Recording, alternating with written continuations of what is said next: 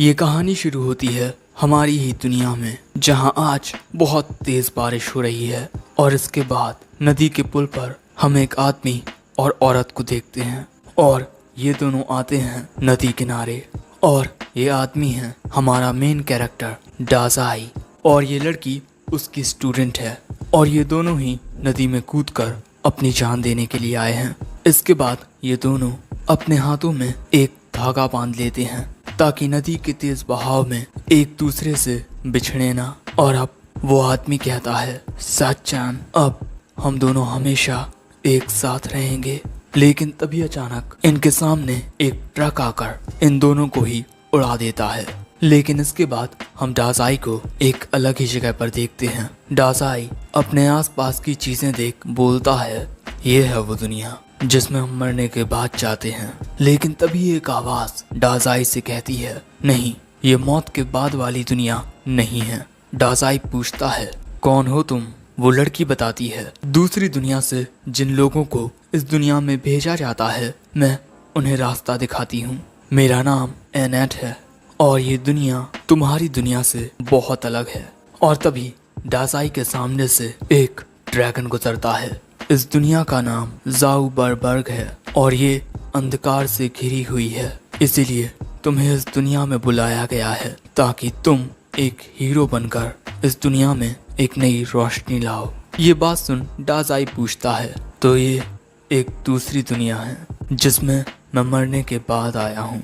Goddess कहती है, हाँ, लेकिन तुम्हें इस दुनिया में एक मकसद के लिए बुलाया गया है। लेकिन इससे पहले कि गॉडेस कुछ और कहती, वो देखती है कि डाजाई ने काफी सारी नींद की गोलियां खा ली हैं, जिससे अब वो मरने ही वाला होता है। लेकिन तभी गॉडेस उसे हील कर देती है और कहती है, तुम ये क्या कर रहे थे? तुम इस दुनिया में आए हो एक हीरो बनने के लिए ताकि इस दुनिया को बचा सको। जिस पर डाजाई कहता है, मैं सिर्फ मरना चाहता हूँ। गॉडेस पूछती है, तुम्हें इस दुनिया के लिए चुना गया है, आखिर तुम मरना क्यों चाहते हो? हाँ, किसने कहा था कि मुझे चुनो?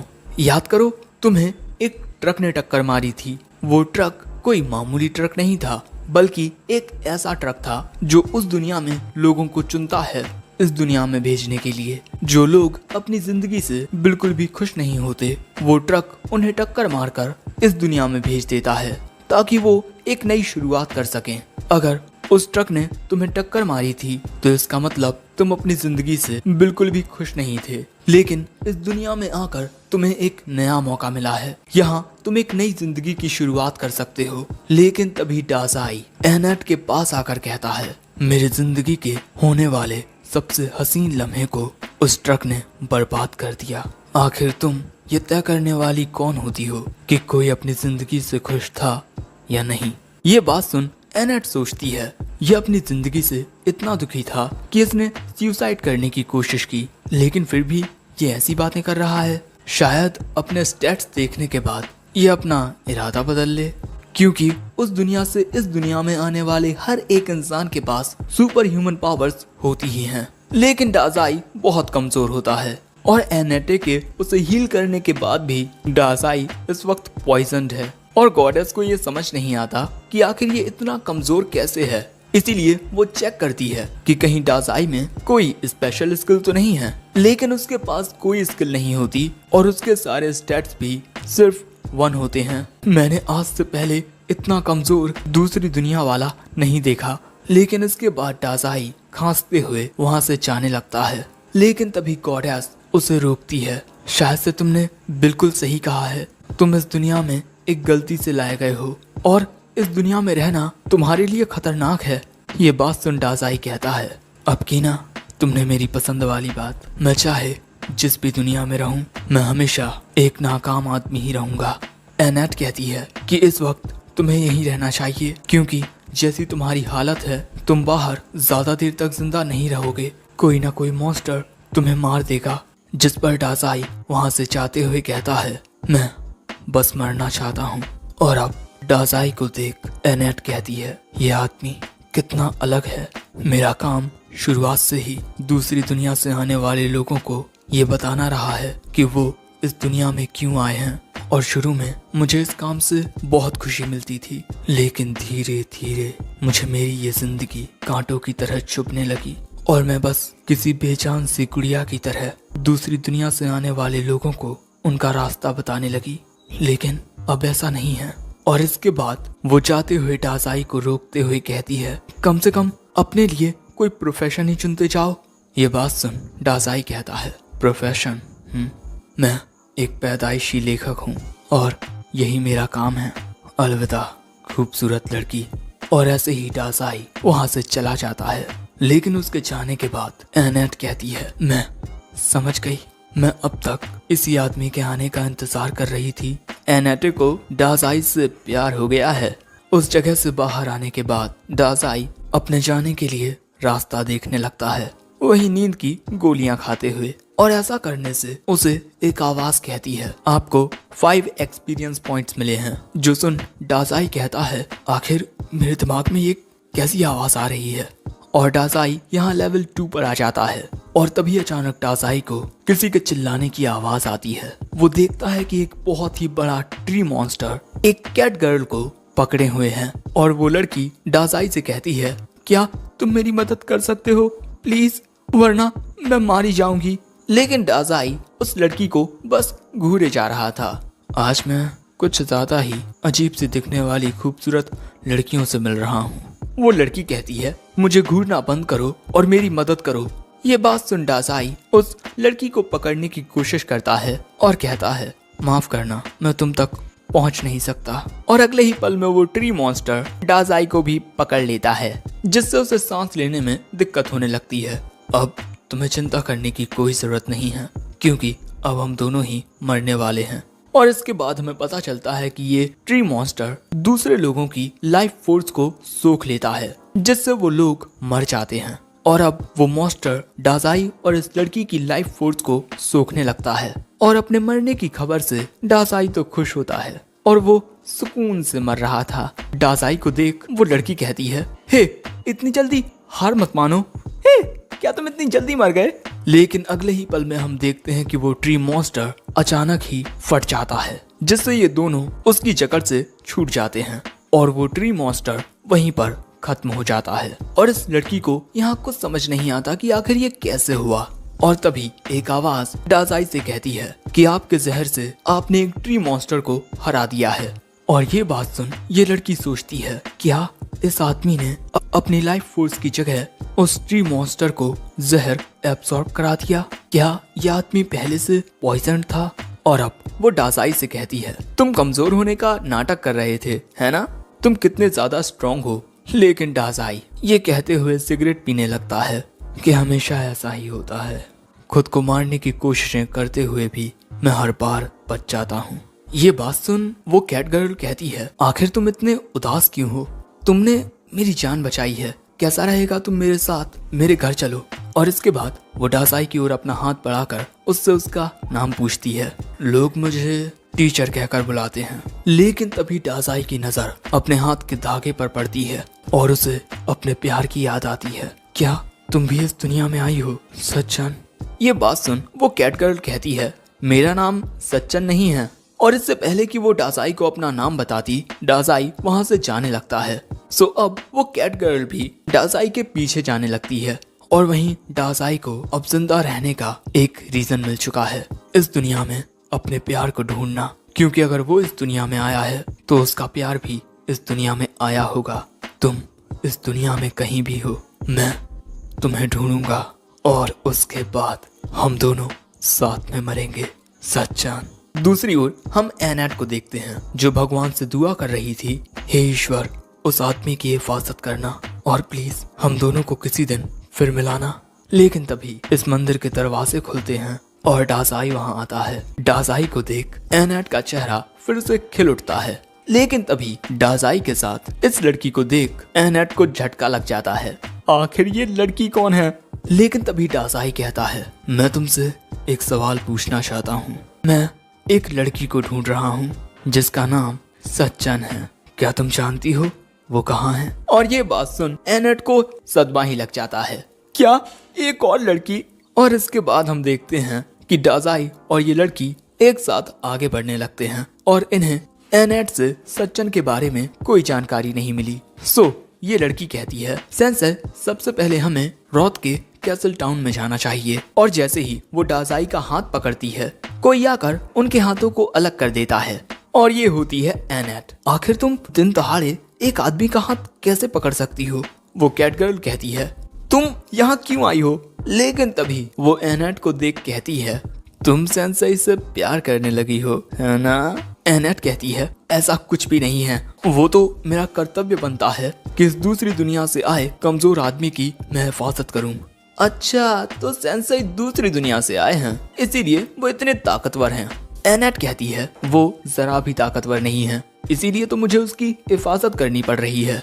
जिस पर कैटगर्ल कहती है, सेंसेई ने एक ट्री मॉन्स्टर से मेरी जान बचाई है। और ये बात सुन एनेट को सदमा लगता है। क्या उसने तुम्हारी जान बचाई है? तुम उसके इतने करीब आ गई। दूसरी ओर डाजाई को एक कॉफिन मिलती है जो कि काफी आरामदायक थी।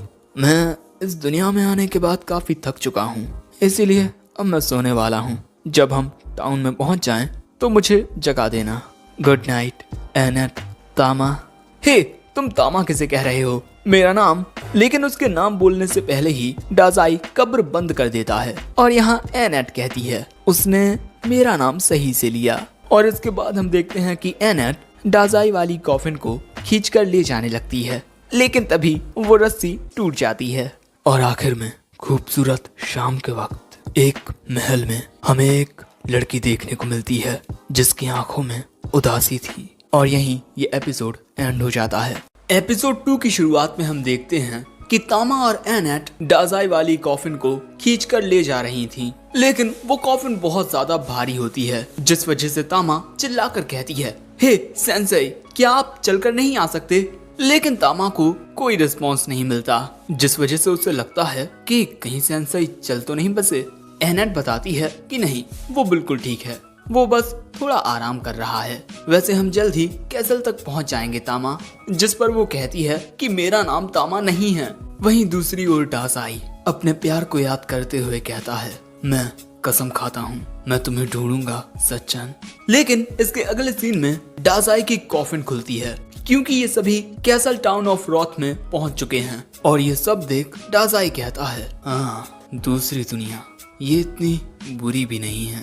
तभी एनेट कहती है, सबसे पहले हमें किंग से मिलने के लिए जाना चाहिए। अगले सीन में हमें कैसल रॉथ दिखाया जाता है, जहां हम किंग ऑफ रॉथ, थॉमस और उनकी बेटी प्रिंसेस चार्लोट को देखते हैं। और वो इन तीनों से कहते हैं, तुम तीनों अपनी यात्रा से थक गए होगे, आज रात यहीं आराम कर लो। ये बात सुन तामा और एनेट कहती हैं, महाराज आप कितने दिलदार हैं। लेकिन महाराज कहते हैं, तुम तीनों रुक तो सकते हो, लेकिन बदले में तुम तीनों को मुझे अपने सफर के किस्सों को सुनाना होगा। डाजाई कहता है, क्या आप जानना चाहेंगे कि कॉफिन के अंदर सोना कैसा लगता है? ये बात सुन किंग घबरा जाते हैं। इसी वजह से तभी एनेट कहती है, महाराज प्रिंसेस चार्लोट कितनी खूबसूरत है ना? वो कहते हैं, हाँ, और जल्दी इसकी शादी होने वाली है, शायद मुझे उस बारे में तुम तीनों से सलाह लेनी चाहिए। और तभी महाराज वहाँ कुछ लोगों को बुलवाते हैं, जिसके बाद महाराज उन्हें इंट्रोड्यूस करते हैं। ये हैं वॉन्डरिंग मिन्स्ट्रेल ओटो और ये वॉरियर गोमेज। डार्क लॉर्ड की बुराई की वजह से हमारे राज्य में मॉन्स्टर्स के हमले बढ़ते जा रहे हैं और अब मैं काफी बूढ़ा हो गया हूँ, इसीलिए मैंने ये तय किया है कि इन दोनों में से एक चार्लोट का पति और अगला राजा बनेगा। लेकिन चार्लोट ने अब तक इन दोनों में से किसी को नहीं चुना, इसीलिए मैं तुम तीनों से पूछता हूँ, इन दोनों में से चार्लोट के लिए सूटेबल हस्बैंड कौन रहेगा? डाजाई कहता है, मुझे नहीं पता, यह आपकी बेटी की जिंदगी का सवाल है। मुझे नहीं लगता इस बारे में आपको हमसे पूछना चाहिए, जिनसे आप बस आज ही मिले हैं। आपकी ऐसी हरकतें देख मुझे नहीं लगता कि आप राजा बनने के लायक हैं। और ये कहने के बाद डाजाई वहाँ से जाने लगता है और डाजाई की बात का राजा को सदमा लगता है, जिस वजह से तामा और एनेट राजा से माफी मांगने लगती हैं। सेंसेई दूसरी दुनिया से आए हैं, इसीलिए वो नहीं जानते कि राजा से किस तरह बात की जाए। लेकिन ये बात सुन चार्लोट की नजरें डाजाई पर आकर थम जाती हैं। इसके बाद रात के वक्त हम देखते हैं कि डाजाई अभी भी जाग रहा था। सो तभी एनेट उससे पूछती है, क्या तुम्हें नींद नहीं आ रही? डाजाई कहता है, मैं आज तक कभी चैन की नींद नहीं सोया। अब ये बात सुन एनेट डाजाई से पूछ लेती है, आखिर ये सच्चन है कौन? लेकिन डाजाई के कुछ कहने से पहले ही अचानक ही डाजाई के बिस्तर में से एक पूंछ निकलती है और अगले ही पल में एनेट डाजाई के ऊपर से चादर हटाती है। दोस्तों, तामा कुछ इस तरह डाजाई के बिस्तर पर सो रही है, इसीलिए एनेट तकिया मारकर उसे जगाती है। तुम यहाँ क्यों सो रही हो? तामा कहती है, मैं एक बिल्ली हूँ और बिल्लियों को गर्म जगह पसंद होती है, और वैसे भी तुम कौन होती हो मुझे सेंसेई के साथ में सोने से रोकने वाली? वहीं इनके झगड़े के बीच डाजाई उस कमरे से बाहर आ जाता है। बाहर आने के बाद डाजाई ये खूबसूरत नजारा देखता है जो किसी के भी दिल को भा जाए। वैसे चार्लोट पहले से ही इस नजारे को देख रही थी, सो तभी डाजाई उसके पास आता है और ये दोनों साथ में इस खूबसूरत नजारे का लुत्फ उठाने लगते हैं। लेकिन तभी डाजाई कहता है, ये नजारा देख मुझे मरने का मन कर रहा है। ये बात सुन चार्लोट कहती है, क्या आप इतने ज्यादा परेशान हो कि आप मरना चाहते हो? वो कहता है, मुझसे ज्यादा परेशान तो तुम लग रही हो। अब ये बात सुन चार्लोट कहती है, मुझे समझ नहीं आ रहा कि मैं उन दोनों में से किसे चुनूं। गोमेज को हमारे राज्य में आए ज्यादा वक्त नहीं हुआ, लेकिन फिर भी वो सबसे ज्यादा डिपेंडेबल सोल्जर बन चुके हैं और वो बहुत अच्छे से हमारे राज्य की हिफाजत भी कर पाएंगे, और शायद इसी वजह से मुझे उन्हें चुनना चाहिए। लेकिन ऑटो मेरे बचपन का दोस्त है, मैं जब भी उदास होती थी वो मेरे पास आकर मुझे उसके लिखे गाने सुनाया करता। मुझे समझ नहीं आ रहा कि मैं क्या करूं। डाजाई कहता है, सच में तुम अपने पिता की बहुत परवाह करती हो, ना कि मेरी तरह। मैंने कई मर्तबा सुसाइड करने की कोशिश की है और कभी भी अपने पिता और परिवार के बारे में नहीं सोचा, लेकिन मैंने कभी किसी से ये नहीं पूछा कि मुझे अपनी जिंदगी किस तरह जीनी चाहिए। तुम्हें खुद से ये सवाल पूछना चाहिए कि आखिर तुम चाहती क्या हो। और ये कहने के बाद डाजाई वहाँ से चला जाता है। अगले दिन ये तीनों फिर से महाराज के सामने आते हैं। महाराज बताते हैं कि आखिरकार चार्लोट ने अपने जीवन साथी को चुन लिया है। एनेट को लगता है कि चार्लोट ने गोमेज को चुना है और तामा को लगता है कि उसने ऑटो को चुना है। तभी महाराज चार्लोट को उस आदमी के सामने जाकर खड़े होने को कहते हैं जिसको उसने चुना है, और अब उस आदमी की ओर जाते हुए चार्लोट कहती है, मैंने इस बारे में बहुत सोचा और आखिरकार मैंने फैसला कर लिया है, मैं इस आदमी के साथ सुसाइड करूंगी। वो डाजाई का हाथ थाम लेती है, जो देख महाराज के साथ बाकी सब के भी होश उड़ जाते हैं, और एनेट को तो इतना बड़ा झटका लगता है कि वो वहीं गिर जाती है। लेकिन तभी चार्लोट कहती है, तुमसे बात करने के बाद मुझे इस बात का एहसास हुआ कि जब भी मेरी उदासी में ऑटो मेरे पास आकर मुझे गाने सुनाता था तो मुझे याद आया कि वो हर दिन आकर गाने सुनाता था, और कल रात भी वो वहीं कोने में गाने गा रहा था। वो तो सिर्फ अपने गाने किसी को सुनाना चाहता था, और मैं मिस्टर गोमेज से भी शादी नहीं कर सकती क्योंकि उनमें से बदबू आती है। तभी महाराज कहते हैं, चार्लोट बेवकूफों जैसी बातें मत करो। जिस पर वो कहती है, आप बेवकूफ हो पिताजी, आप मेरी मर्जी जाने बिना मेरी शादी किसी के साथ कैसे तय कर सकते हैं? इस आदमी के अलावा मेरी भावनाओं की किसी ने कद्र नहीं की, सिर्फ तुमने मुझसे मेरी मर्जी पूछी। ये बात सुन डाजाई कहता है, अच्छा तो तुम इस वजह से शादी ना करके मेरे साथ सुसाइड करना चाहती हो। लेकिन तभी गोमेज वहाँ कहता है, तो राजकुमारी तुम्हें मुझ में से बदबू आती है। और अगले ही पल में हम देखते हैं कि गोमेज किसी मॉन्स्टर में तब्दील होने लगता है। दोस्तों, असल में गोमेज एक माइनोटॉर मॉन्स्टर होता है, डार्क लॉर्ड का गुलाम, और वो कहता है, मैं इस राज्य का राजा बनकर इसे हथियाना चाहता था ताकि डार्क लॉर्ड को खुश कर सकूं। लेकिन राजकुमारी को मेरी सच्चाई पता चल गई। लेकिन राजकुमारी कहती है, मुझे इसकी सच्चाई पता नहीं थी, मुझे तो इसमें से सिर्फ बदबू आती थी। ये बात सुन गोमेज को खुद पर शर्म आती है कि उसने बेवजह ही अपनी असलियत सबको बता दी। लेकिन इसके बाद वो इन सबको मारने का डिसाइड करता है। वहीं तामा एनेट को जगाने की कोशिश कर रही थी। दूसरी ओर जब कुछ सोल्जर्स गोमेज पर हमला करने के लिए जाते हैं तो गोमेज उन्हें एक ही बार में दूर फेंक देता है, और तभी तामा भी बाल बाल खुद को और एनेट को एक बड़े पत्थर से बचा लेती है। और इसके बाद तामा गोमेज में जाकर एक लात मारती है और कहती है, अगर तुम लड़ना चाहते हो तो मैं तुम्हारे साथ लड़ूंगी। क्योंकि दोस्तों, तामा लेवल 14 की एक मार्शल आर्टिस्ट होती है और यहाँ ऑटो भी गाना गाकर तामा की मदद करने का फैसला करता है। लेकिन उसके गाना गाने से भैया होता तो कुछ नहीं, लेकिन हाँ डाजाई को वो गाना पसंद जरूर आता है। और तभी जब गोमेज तामा पर हमला करने के लिए आता है तब तामा उसके हमले से बचकर उसमें एक और किक मारती है और इसके बाद एक मुक्का। लेकिन गोमेज बहुत ज्यादा ताकतवर होता है जिस वजह से तामा को थोड़ी चोट भी आ जाती है। दोस्तों गोमेज के सींग बहुत ही ज्यादा पैने होते हैं और इसके बाद गोमेज अपनी पूरी ताकत से तामा पर हमला करने ही वाला था, लेकिन तभी डाजाई उसे रोक कर कहता है, ओह पहले क्या तुम हम दोनों को मार सकते हो? अपने बेवकूफ पिता से बचने के बाद प्रिंसेस मेरे साथ मरना चाहती हैं। ये सब सुन महाराज कहते हैं, अरे ये आदमी बोल क्या रहा है? लेकिन तभी गोमेज कहता है, अगर तुम मरना ही चाहते हो तो मैं तुम्हारी ये ख्वाहिश अभी पूरी किए देता हूँ। तुम दोनों को मारने के बाद मैं इस राजा को मारकर इस पूरे राज्य में आग लगा दूंगा। सारे लोग तड़प तड़प कर मरेंगे। डाजाई कहता है, तुम जो चाहे वो कर सकते हो, हमारी ख्वाहिश तो सिर्फ मरना है ना राजकुमारी चार्लोट? और अगले ही पल में गोमेज इन दोनों पर हमला कर देता है। लेकिन तभी अचानक चार्लोट अपने मरने का इरादा बदल लेती है क्योंकि वो जिंदा रहकर इस राज्य के लोगों की हिफाजत करना चाहती है। ये सुन डाजाई चार्लोट को दूर धक्का देकर कहता है, मैं जानता था राजकुमारी तुम बहुत अच्छे दिल की हो, इसीलिए तुम मेरे साथ नहीं मरोगी। और जैसे ही चार्लोट दूर गिरती है तभी एनेट डाजाई के सामने एक बैरियर लगा देती है जिससे गोमेज का हमला डाजाई को छू तक नहीं पाता। और अब एनेट कहती है, जब तक मैं उसके साथ हूँ कोई भी उसे मार नहीं पाएगा।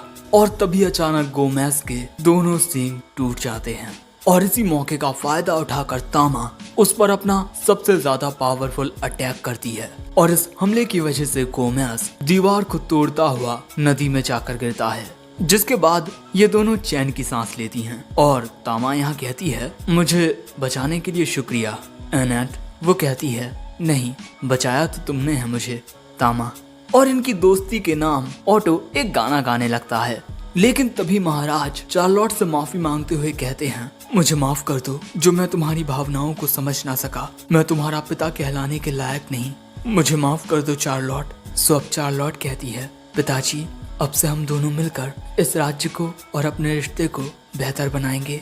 और इसके बाद महाराज चार्लोट को गले लगा लेते हैं। वैसे इस सब नजारे के बीच डाजाई कहता है, मैं फिर से मर नहीं सका। अब अगले सीन में जब इस राज्य पर मॉन्स्टर्स हमला करते हैं तब हर एक चीज का नेतृत्व प्रिंसेस चार्लोट करती है, एक नई राजा बनकर। और सारे सोल्जर्स उसके सामने अपना सिर झुकाते हैं। एक नई काफी छोटी उम्र की रानी क्वीन चार्लोट। दूसरी ओर तामा और एनेट डाजाई की कब्र को खींचकर ले जा रही थी, चार्लोट के बारे में बातें करते हुए। उसका आगे का सफर बहुत मुश्किलों भरा होने वाला है। सो तभी कब्र में से आवाज आती है, ये उसका खुद का फैसला है, इसीलिए हमें चिंता करने की कोई जरूरत नहीं है।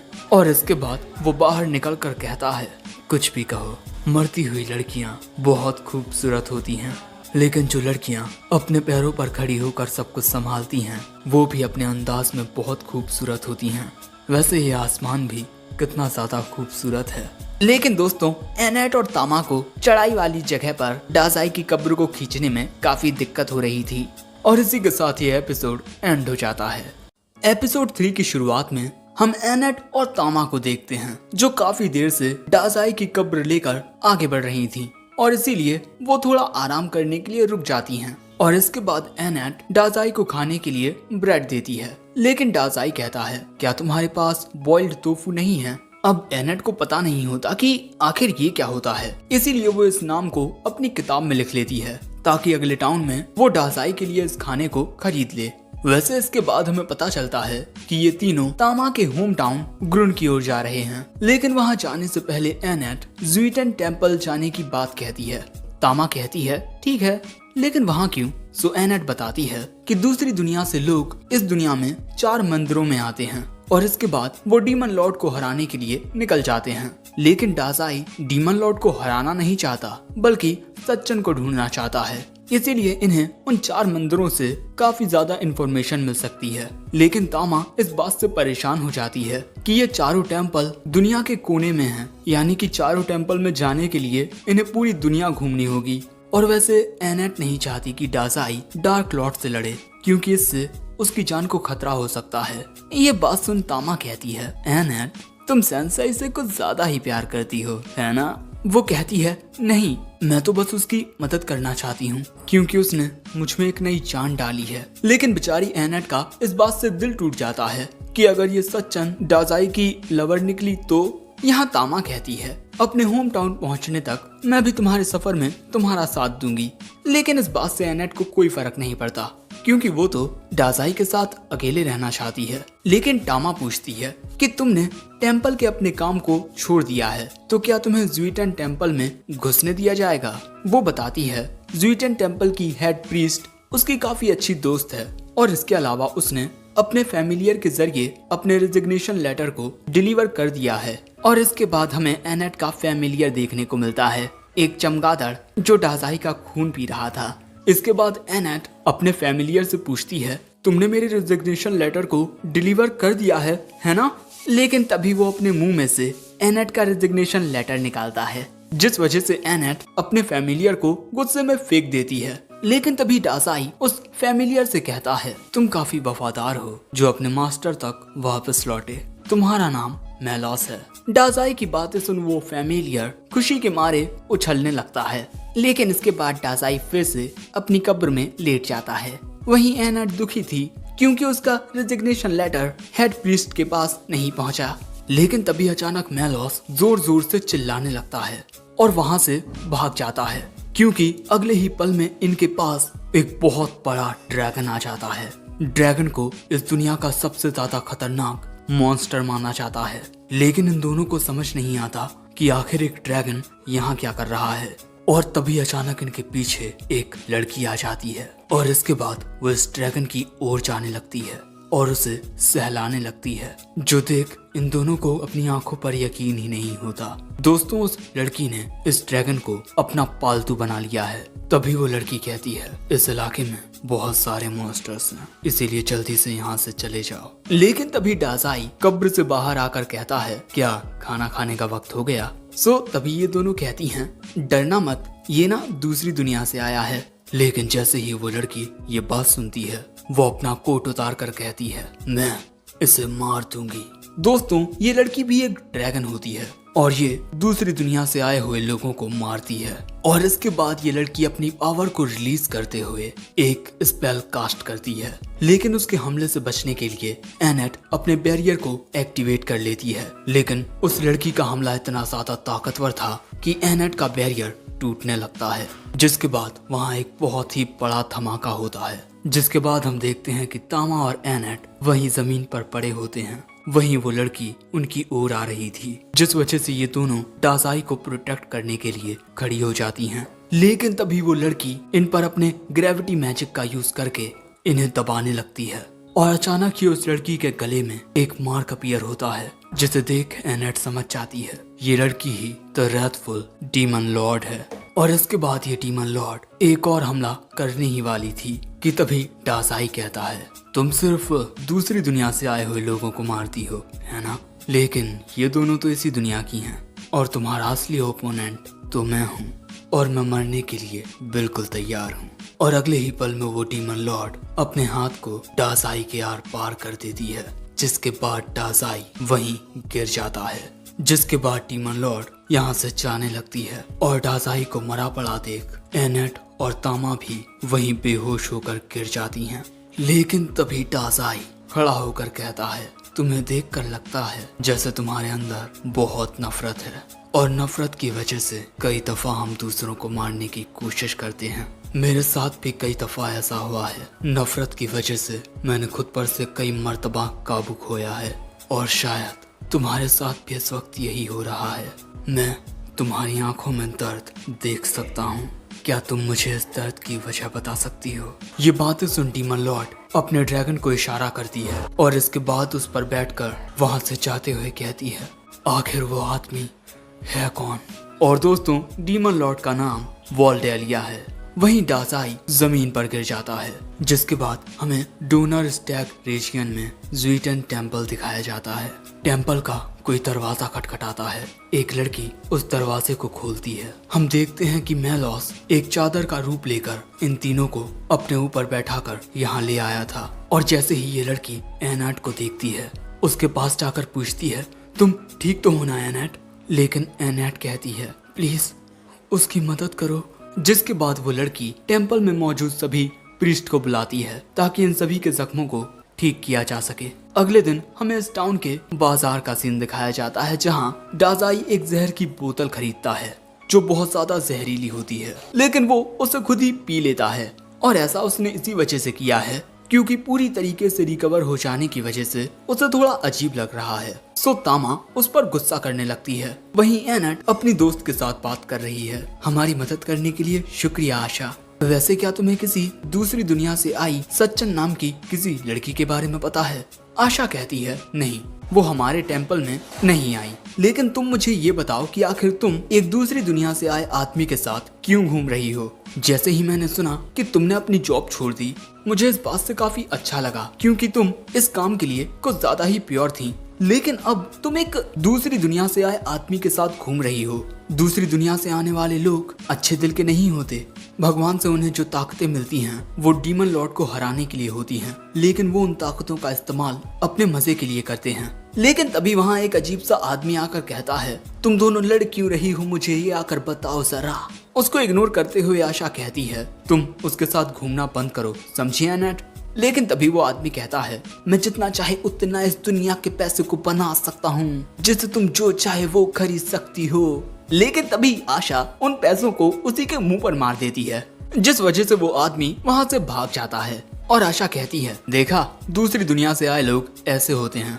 एनैट कहती है, लेकिन डाजाई बाकी सबसे अलग है। वो कहती है, नहीं, मैं उसे देखकर बता सकती हूँ कि वो तुम्हारे लिए खतरनाक है। सो एनैट कहती है, नहीं, डाजाई ने मुझे फिर से एक नई जिंदगी दी है।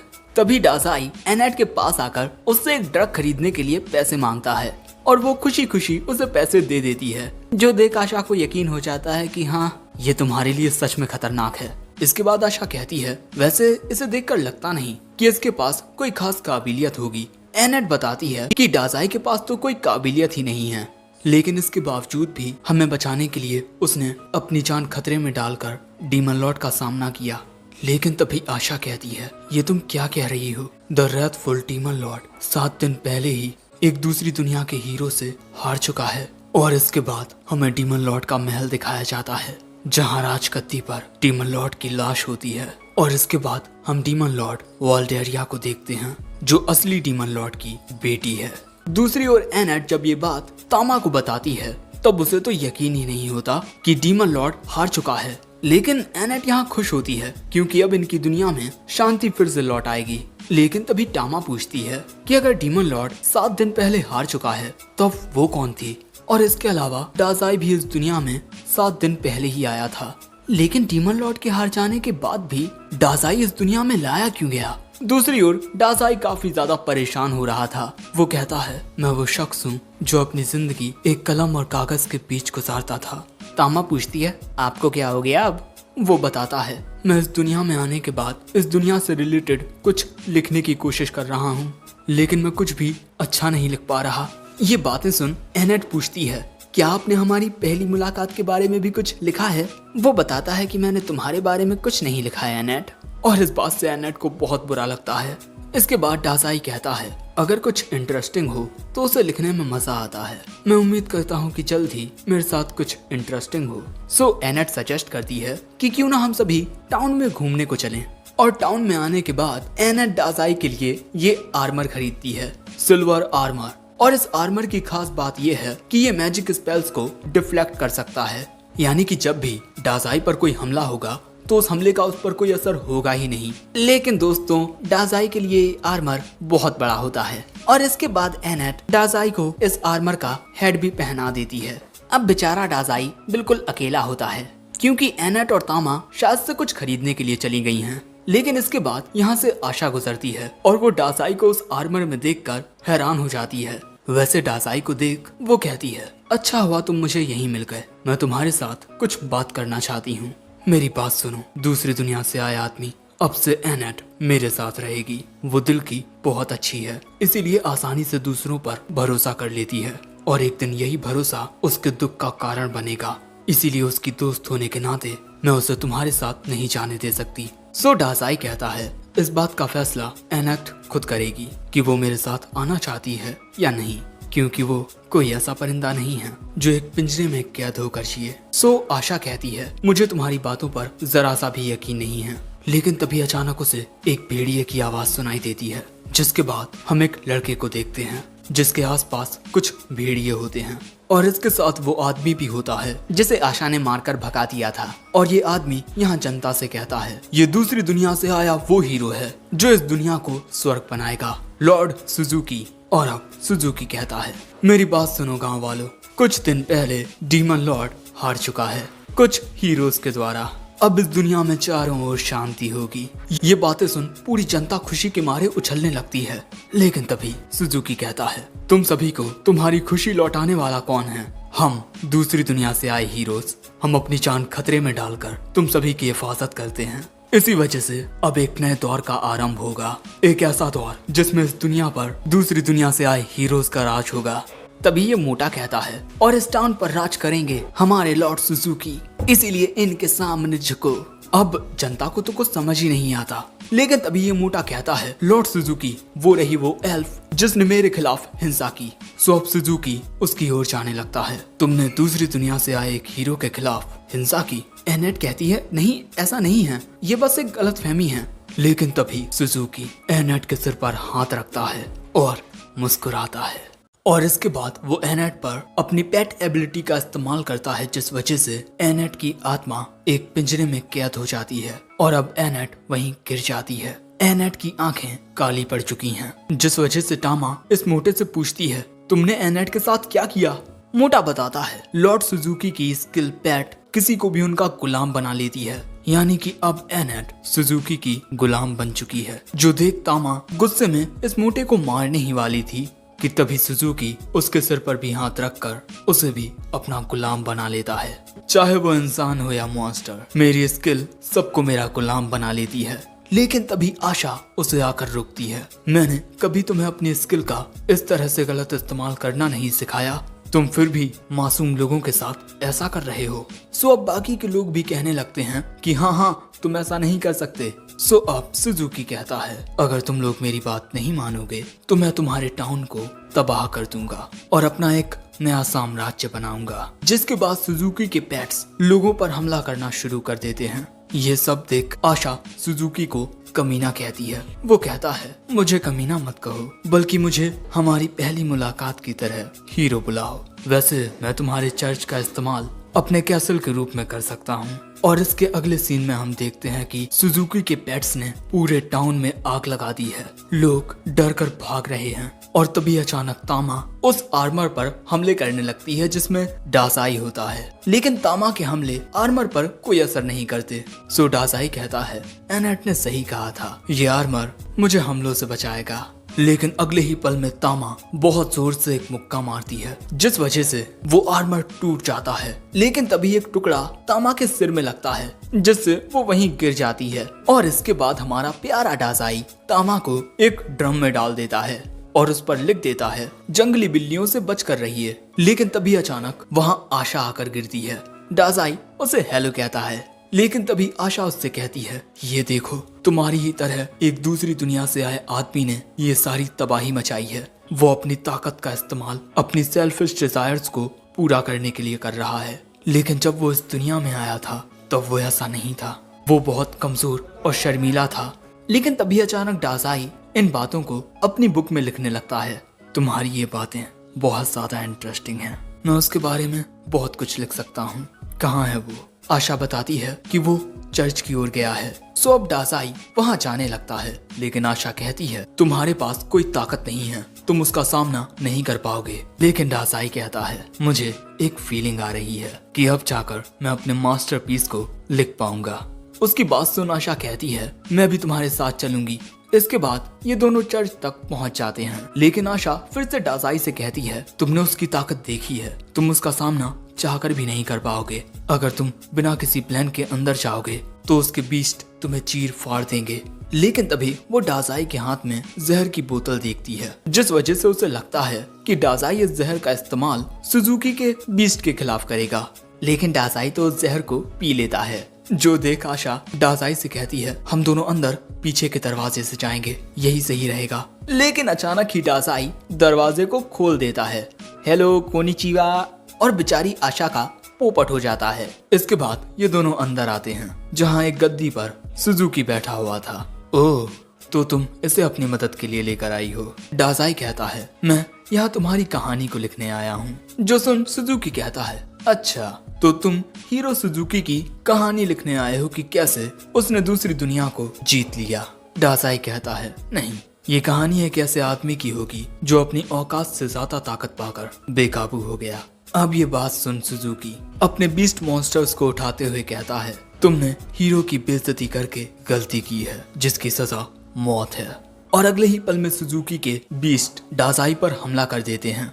सो डाजाई की मदद करने के लिए आशा आ जाती है। वो अपने मैजिक से उन बीस्ट को वहीं खत्म कर देती है, लेकिन एक बीस्ट उस पर हावी होने लगता है और इसी मौके का फायदा उठाकर दो बीस्ट डाजाई पर फायर बॉल अटैक करते हैं। लेकिन अचानक ही डाजाई के सामने सिल्वर आर्मर का हेड आ जाता है, जिससे डिफ्लेक्ट होकर वो फायर बॉल अटैक वापस इन्हीं में आकर लगता है और इस हेलमेट के अंदर होता है मेलोस। डाजाई उसे शुक्रिया कहता है, लेकिन यहाँ ये मोटा अब डाजाई से घबराने लगता है। सुजुकी कहता है, शांत रहो, क्योंकि अभी भी मेरे पास ये ग्रेट वुल्फ है। और इसके बाद ये वुल्फ डाजाई के ऊपर हमला कर देता है और उसमें अपने दांत कड़ा देता है।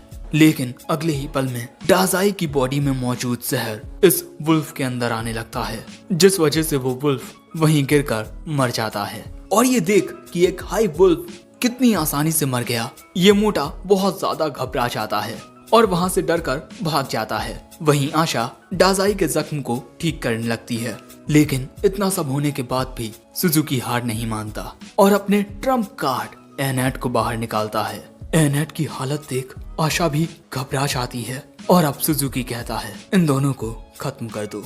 और इसके बाद एनेट एक खंजर निकाल लेती है और अगले ही पल में आशा के ऊपर हमला कर देती है, जिस वजह से आशा काफी दूर फेंक जाती है। और इसके बाद वो डाजाई से कहती है, हमें यहाँ से भागना होगा, इस वक्त हम एनेट का सामना नहीं कर पाएंगे। लेकिन तभी डाजाई आगे बढ़ते हुए कहता है, एनेट इतनी भी कमजोर नहीं है जितना तुम सोचते हो। सो सुजुकी कहता है, जो कोई भी एक बार मेरी स्किल पैड के कंट्रोल में आ जाता है, उसके बाद उसका फिर से होश में आना नामुमकिन है।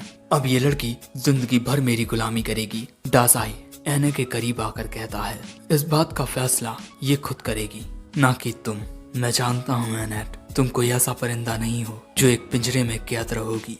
और अगले ही पल में हम देखते हैं कि एनेट का एक हाथ डाजाई पर हमला करने से उसे रोक रहा था, जो देख सुजुकी कहता है, ये तुम क्या कर रही हो, जल्दी से उसे खत्म कर दो। लेकिन तभी हम एनेट को देखते हैं, यानी उसकी आत्मा, जो हमेशा से एक अंधेरी जगह में एक पिंजरे में कैद रहती आई है। लेकिन डाजाई ने उसकी जिंदगी में आकर उसे आजादी और रोशनी दोनों दी हैं। और अगले ही पल में एनेट उस खंजर को अपने ही पैर में मार लेती है और सुजुकी की कैद से आजाद हो जाती है। और इसके बाद डाजाई उसे थाम लेता है और आशा से एनेट के जख्मों को ठीक करने को कहता है, जिसके बाद आशा एनेट के जख्म को हील करने लगती है। और वहीं सुजुकी को अपनी आंखों पर यकीन नहीं हो रहा था कि एक लड़की उसकी कैद से बाहर आ गई, जिसके बाद वो बिना कुछ सोचे समझे उसी खंजर को उठाता है और खुद को उससे खत्म करने ही वाला था कि तभी एक हाथ उसे ऐसा करने से रोक देता है। और ये होता है डाजाई। डाजाई के हाथ से खून बहने लगता है और वो कहता है, मैं अभी तुम्हें मरने नहीं दे सकता, चलो अब मुझे अपनी कहानी बताओ। लेकिन यहाँ सुजुकी बहुत घबराया हुआ होता है और अचानक ही हमें सुजुकी की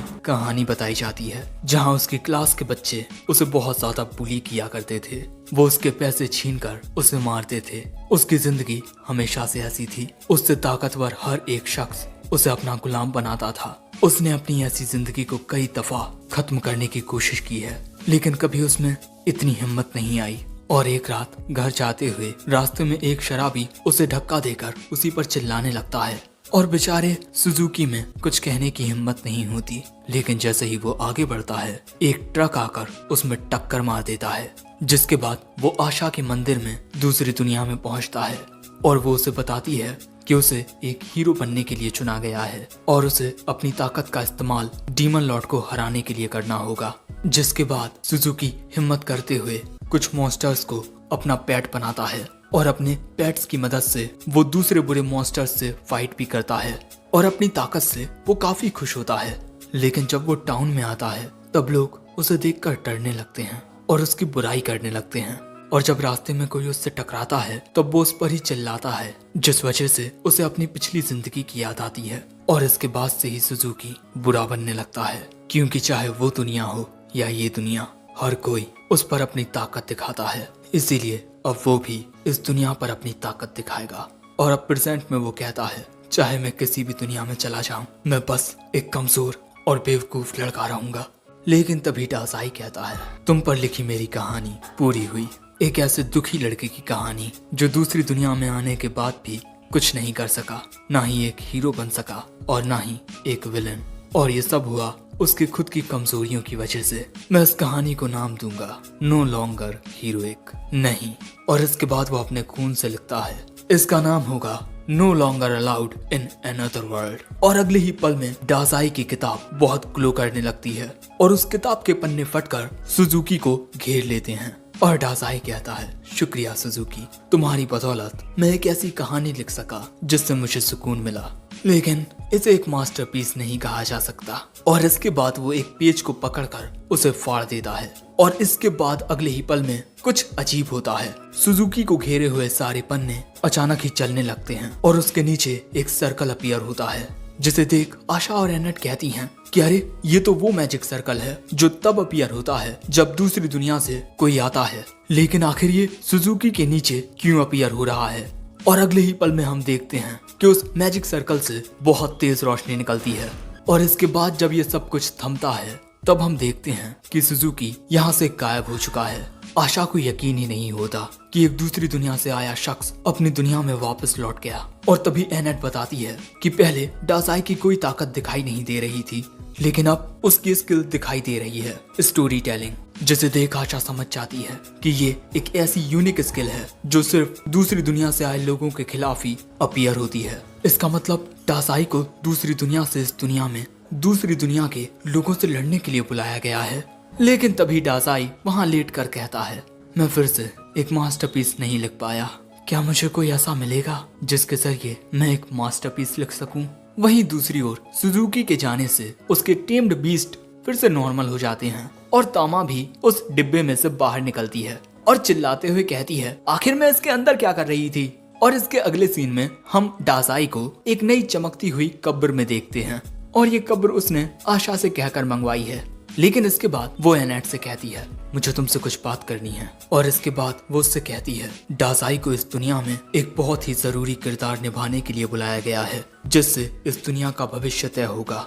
लेकिन तुम्हारे आगे का सफर बहुत ही मुश्किल भरा होने वाला है, इसीलिए मैं चाहती हूँ कि तुम उसे अच्छे से सपोर्ट करो। ये बात सुन एनेट खुश होकर कहती है, हाँ मैं करूंगी। और इसके बाद एनेट और तामा फिर से डासाई को खींचने के लिए तैयार हो जाती हैं। लेकिन तभी आशा डासाई से पूछती है, क्या सुजुकी ऐसा इसीलिए बन गया था क्योंकि इस दुनिया ने उसे इतनी ज्यादा ताकत दी थी जितनी उसके काबू के बाहर थी? क्या वो फिर से अपनी दुनिया में जाकर वो दुख भरी जिंदगी जी रहा होगा? डासाई कहता है, इस दुनिया के सुजुकी द हीरो की कहानी खत्म हो चुकी है, लेकिन उसकी अपनी दुनिया में उसकी कहानी तो अभी शुरू हुई है। अब ये उस पर निर्भर करता है कि वो अपनी कहानी को मास्टरपीस बना पाता है या नहीं। वैसे ये सुनकर आशा मुस्कुराती है और इन तीनों को अलविदा करती है। वहीं आखिर में हम सुजुकी को उसकी दुनिया में देखते हैं, जो एक आदमी के पास आया था काम मांगने के लिए। वो आदमी पूछता है, क्या मैं जान सकता हूँ कि तुमने स्कूल क्यों छोड़ दिया? लेकिन तभी अचानक सुजुकी को उसने जो किया वो सब याद आता है। सो तभी वो आदमी कहता है, अगर तुम नहीं बताना चाहते हो तो मत बताओ, वैसे तुम कल से काम पर आ सकते हो। इसके बाद सुजुकी अपने घर के लिए निकल पड़ता है और रास्ते में अचानक ही बर्फ गिरने लगती है। और बस इसी के साथ ये एपिसोड एंड हो जाता है। इस एपिसोड की शुरुआत में हमें सोवरेन रिलीजियन का सीन दिखाया जाता है, जहाँ के चर्च में हम देखते हैं कि अचानक ही आशा सम्मन होती है उसके अलावा वहाँ पर एक और पुजारी था, इसका नाम वोल्फ है। आशा उससे कहती है, तुम फिर से शराब पी रहे हो? वो ये कहते हुए शराब पीने लगता है, मैं हमेशा ही शराब पीता हूँ। तुम्हारी किस्मत बहुत अच्छी है जो तुम इंसानों के बीच रहती हो। मेरी जिंदगी तो किसी बुरे ख्वाब की तरह हो गई है जहाँ मुझे हर वक्त ड्वार्फ्स के साथ डील करनी पड़ती है। लेकिन तभी वहाँ एक और पुजारी जो कि एक गॉब्लिन होता है आकर कहता है, आपको किसी भी नस्ल के बारे में ऐसा नहीं कहना चाहिए। पुजारी वोल्फ कहता है, अरे हाँ, मैं तो भूल ही गया था कि आप कोई एल्फ नहीं हैं, बल्कि पुजारी बनने वाले पहले गॉब्लिन हैं। जिस पर गॉब्लिन कहता है, हर एक जाति में अच्छे और बुरे लोग होते हैं, जैसे कि एल्फ्स में भी कुछ ऐसे लोग होते हैं जो अच्छे कहलाने के लायक नहीं होते। उसकी ये बात सुन वोल्फ उस पर चिल्लाना शुरू कर देता है और उनकी इस बहस से आशा का दिमाग खराब होने लगता है। लेकिन तभी यहाँ इस मंदिर के पुजारी कार्डिनल मिलर आते हैं। इसके बाद ये सभी एक साथ बैठ जाते हैं मीटिंग करने के लिए। कार्डिनल मिलर ने इन सभी को यहाँ पर बुलाया होता है, लेकिन मीटिंग के शुरू होने से पहले ही वहाँ पर एक और पुजारन आती है, लेकिन सीढ़ियाँ उतरते वक्त वो वहीं गिर जाती है। लेकिन इसके बाद वो फिर से अपनी टोपी पहनती है और बाकी सबसे अपनी ऐसी हरकत की वजह से माफी मांगती है।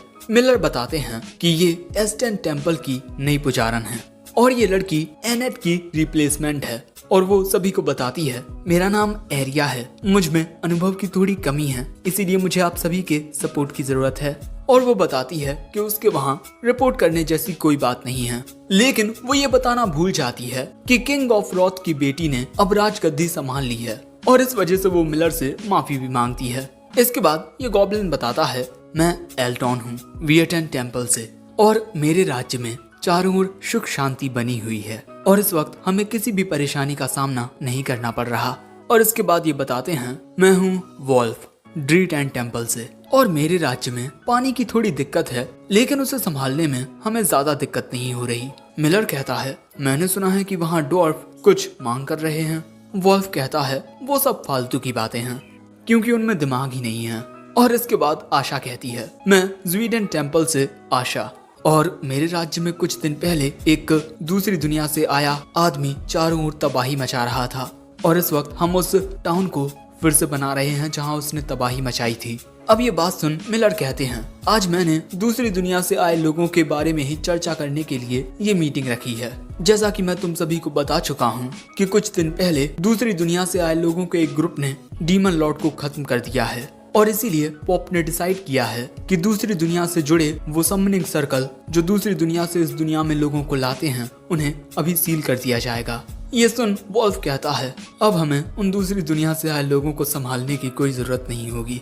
लेकिन मिलर इन सबको बताते हैं कि जिन 7 दूसरी दुनिया से आए लोगों ने डीमन लॉर्ड को हराया था, अब उन्हीं ने डीमन लॉर्ड की गद्दी को हथिया लिया है और उन्होंने पॉप को एक मैसेज के जरिए बताया है कि अब से पूरी दुनिया पर उनका राज होगा। ये सुन आशा पूछती है, तो पॉप का क्या कहना था?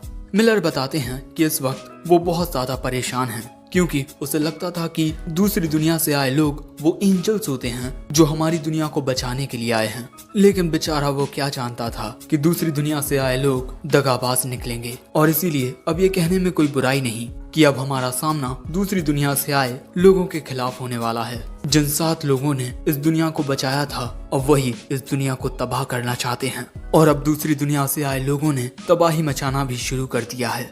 और डीमन लॉर्ड की बेटी वॉल्डेल्डिया जो डीमन लॉर्ड के कैसल से भाग निकली थी, हम उसे भी अनदेखा नहीं कर सकते। लेडीज एंड जेंटलमैन, अब हमारी इस दुनिया में एक नए दौर की शुरुआत होने जा रही है और इस नए दौर में हमें अपनी दुनिया को बचाना होगा। वोल्फ कहता है, लेकिन हम इतनी सारी दिक्कतों का सामना कैसे करेंगे क्योंकि अब दूसरी दुनिया से आए लोग इनके दुश्मन बन गए हैं और इसी बात को लेकर हर कोई परेशान होता है। लेकिन तभी आशा को डाजाई की याद आती है जिसने किस तरह सुजुकी को उसकी दुनिया में वापस भेज दिया था और इसीलिए वो कहती है, उन लोगों को हराने का एक रास्ता है। मैं अपने राज्य में एक दूसरी दुनिया से आए आदमी से मिली थी और उसके पास एक ऐसी ताकत है जिससे वो दूसरी दुनिया से आए लोगों को उनकी दुनिया में वापस भेज सकता है। ये बात सुन सभी लोगों के होश उड़ जाते हैं और तभी वहाँ एक शख्स आते हुए कहता है, क्या ये सच है आशा?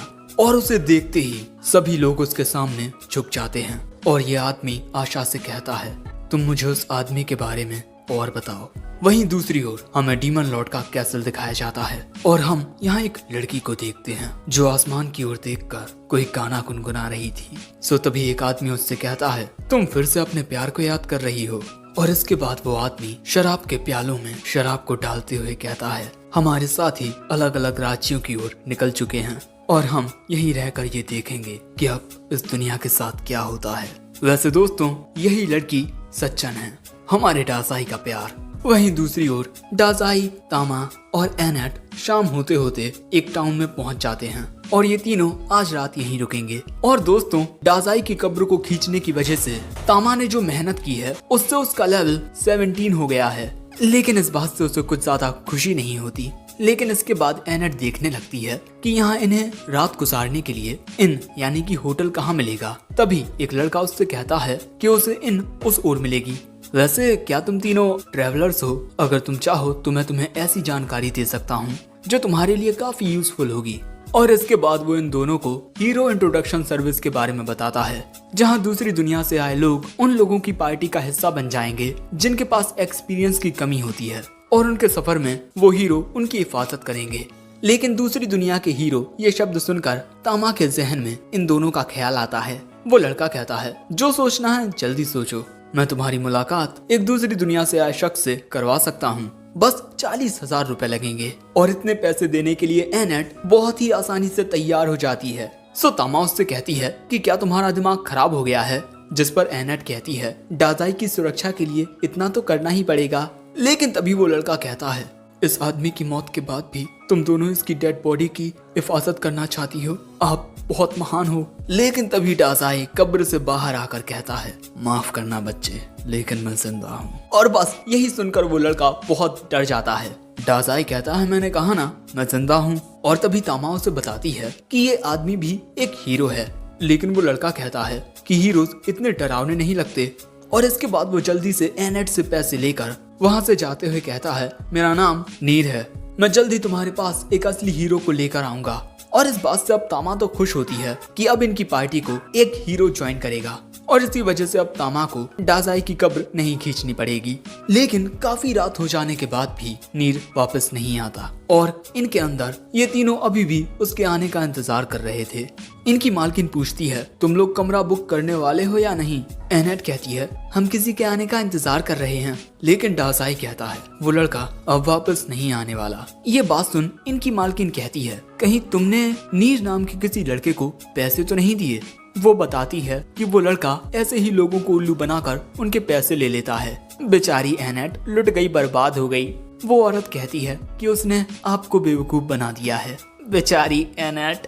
और इसी वजह से तामा एनेट को गहरी सांसें लेने को कहती है। लेकिन यहाँ डासाई पूछता है कि आखिर ये नीर है कौन? वो बताती है, वो एक अनाथ लड़का है और वो दूसरों को बेवकूफ बनाकर उनके पैसे लेकर अपनी जिंदगी गुजारता है और ऐसा कोई नहीं है जो उसको सही राह दिखा सके। कभी कभी तो मुझे इस पर बहुत दया आती है। अक्सर वो जिन हीरोज की बात करता है वो इस दुनिया में एग्जिस्ट ही नहीं करते, क्योंकि अगर हीरोज होते तब वो उसे बचाते। आखिर कब तक वो बच्चा ऐसी जिंदगी जीता रहेगा? और वहीं दोस्तों, हम नीर को देखते हैं जिसके पास एक तलवार होती है और शायद से वो उसकी बहुत अजीज थी। लेकिन तभी अचानक कोई आकर नीर को पकड़ लेता है और इसके बाद हम कुछ आदमियों को देखते हैं जिन्होंने नीर को अगवा कर लिया था और उसके सारे पैसे भी उससे छीन लिए थे। यहाँ नीर उनसे पूछता है, आखिर तुम लोग मेरे साथ क्या करने वाले हो? एक आदमी कहता है, आखिर हम तुम्हारे साथ क्या करेंगे, कुछ सोचो। सो नीर कहता है, मेरे दूसरी दुनिया के दोस्त मुझे कुछ नहीं होने देंगे। उसकी बातें सुन ये तीनों हंसते हुए कहते हैं, हम ही दूसरी दुनिया से आए हीरोज हैं। और अब उन्हें ऐसे देख नीर हक्का पक्का रह जाता है। यहाँ एक लड़के के पास एक बहुत ही ज्यादा खतरनाक हथियार होता है जो एक ड्रैगन के स्किल्स को भी भेद कर रख सकता है। और इसके बाद ये मोटा नीर को पकड़ के कहता है, ये बच्चा एक चोर है तो इसे क्या सजा दी जाए? चलो तुम्हें मौत की सजा देते हैं ताकि तुम दूसरी दुनिया में किसी हीरो से मिल सको। और वो आदमी नीर को अपने हथियार से मारने ही वाला था कि तभी डासाई वहाँ आकर उसके हाथ की दिशा को जरा मोड़ देता है, जिस वजह से उसका वो हमला इस मोटे के पैर में आकर लगता है। और इसके बाद डासाई उनसे कहता है, तुम जैसे लोगों को हीरोज नहीं कहा जा सकता और तुम्हें बच्चों से झूठ नहीं कहना चाहिए। डासाई को देख ये आदमी उसे एनालाइज करने की कोशिश करता है और वो अपने बॉस को बताता है कि ये भी एक दूसरी दुनिया का है, लेकिन ये तो बहुत ही ज्यादा कमजोर है और साथ ही पॉइजन भी। ये बात सुन इनका बॉस कहता है, अरे इसने तो हमें डरा ही दिया था और हमें डराने की सजा इसे मौत मिलती है। लेकिन उसके ये अल्फाज सुनते ही डाजाई कहता है, क्या कहा तुमने? और बस इसके अगले ही पल में डाजाई की एचपी जो कि पहले 1 थी अब वो बहुत तेजी से इंक्रीज करने लगती है। और ऐसा इसी वजह से है क्योंकि इस वक्त डाजाई कुछ ज्यादा ही एक्साइटेड हो गया है। और यहाँ डाजाई कहता है, तुम मुझ पर अपने उस तीर से वार करना चाहते हो, है ना? तो लो, बिल्कुल इस दिल पर निशाना लगाना। और डाजाई को यहाँ देख इन दोनों की फट रही थी और इसीलिए ये दोनों अपने साथी को लेकर यहाँ से भाग जाते हैं। उनके भागने के बाद डाजाई कहता है कि अरे ये तो भाग गए। लेकिन तभी नीर पूछता है, क्या तुम एक हीरो हो?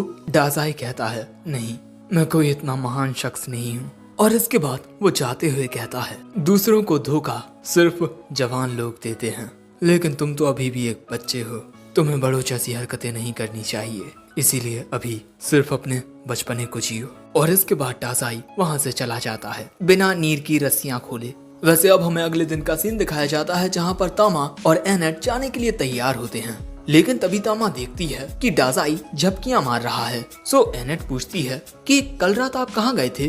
कहीं आप किसी औरत के साथ तो नहीं थे? लेकिन यहाँ डाजाई मुस्कुराने लगता है, जिस वजह से एनेट को और भी ज्यादा पीड़ा होने लगती है। लेकिन डाजाई अपनी कब्र में वापस लेट जाता है। लेकिन तभी नीर वहाँ आकर कहता है, अब हमें आगे बढ़ना चाहिए। उसे देखते ही तामा उस पर चिल्लाना शुरू कर देती है, हमारे पैसे वापस करो झूठे। वो कहता है, मैंने झूठ नहीं कहा था, मैंने कहा था कि मैं तुम्हारे पास एक हीरो को लेकर आऊंगा। दोस्तों, नीर भी इनके सफर पर जाने के लिए आ चुका है, इनका एक नया साथी बनकर। अब इसके बाद पूरी नींद लेने के बाद हम देखते हैं कि डाजाई चमक उठा है। लेकिन यहाँ डाजाई कहता है, मैं मरना चाहता हूँ। नीर पूछता है कि क्यों, आपको कहीं दर्द हो रहा है? डाजाई कहता है, मेरी ये जिंदगी ही एक दर्द है। अब ये बात सुन नीर इस बारे में तामा और एनेट से कहता है, लेकिन इस बात पर वो ज्यादा रिएक्ट ही नहीं करती। और यहाँ तामा नीर से कहती है, अब तुम भी हमारी टीम का एक हिस्सा हो, तो लो अब इस कॉफिन को खिसकाओ। जिसके बाद नीर उस कॉफिन को खिसकाना शुरू कर देता है और तभी इनके सामने इनकी डेस्टिनी आ जाती है, तामा का होमलैंड, द सिटी ऑफ ग्रून। और यहाँ आकर तामा तो बहुत खुश हो जाती है, लेकिन सिटी गेट के पास कुछ गार्ड्स होते हैं।